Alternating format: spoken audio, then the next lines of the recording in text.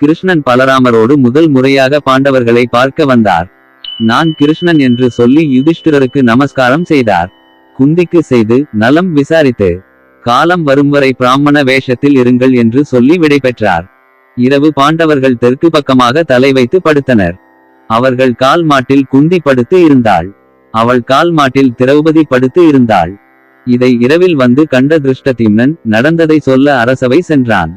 பாஞ்சாலதேச அரசன் திரௌபதன் என்ன நடந்தது, யார் அவர்கள் என்று விசாரிக்க திருஷ்டத்யும்னன் அர்ஜுனன் அடையாளத்தை சொல்கிறான்.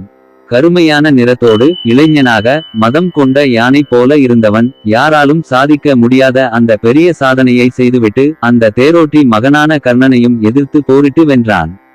என் அனுமானப்படி இந்திரனுக்கு ஒப்பான அவன் அர்ஜுனனே ஆவான் என்றான். கிருஷ்ணன் திரௌபதி போலவே அர்ஜுனனும் கருப்பான தேகம் உடையவன் என்று வியாச மகாபாரதம் காட்டுகிறது.